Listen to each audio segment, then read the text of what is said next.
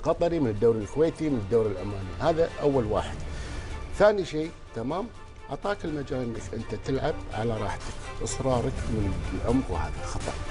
اني حق الخطا اللي انت تفضلت فيه وتكلمت، في خطا وفي جريمه.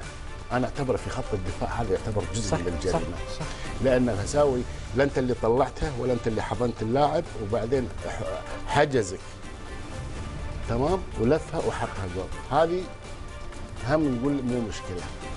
انا ادي مباراه اني انا مو شرط اني انا اتاهل او اطلع بالمباراه فائز.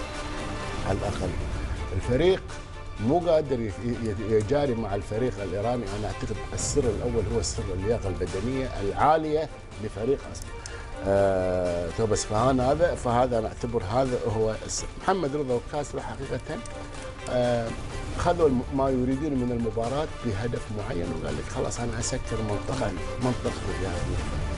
فانا اعتقد يستحق الفريق الايراني الفوز ويستحق المباراه النهائيه.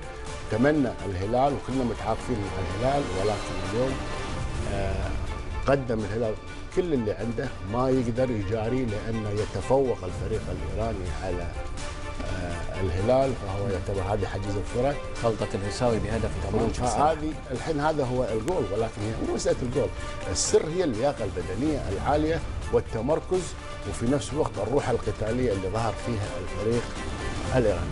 لما ترجع لمسيره الفريق الهلال حقيقه في هذه البطوله، فريق لا يستحق ان يصل الى المباراه النهائيه. مع الغرافه وهو طلع تمام بطريقه ان اللياقه البدنيه هي اللي حكمت المباراه. صح.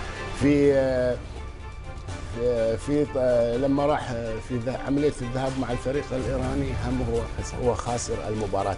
اني حق عمليه الطرد اللي احنا شفناها تمام.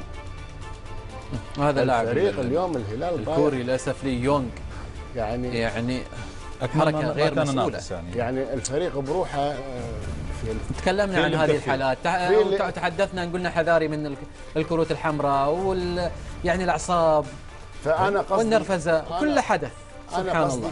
يشكر فريق الهلال، حظ اوفر لك.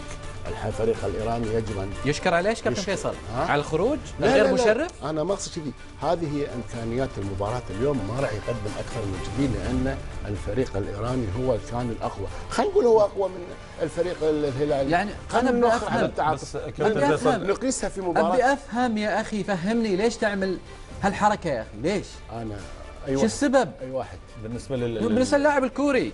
هذه قضيه ثانيه بالنسبه للكوري. يعني انا العمليه هي ليش؟ الان يعني كلام ابو فواز من ناحيه اللياقه. عفوا بس انا تفضل اكمل في هذه النقطه. زين، انا اقصد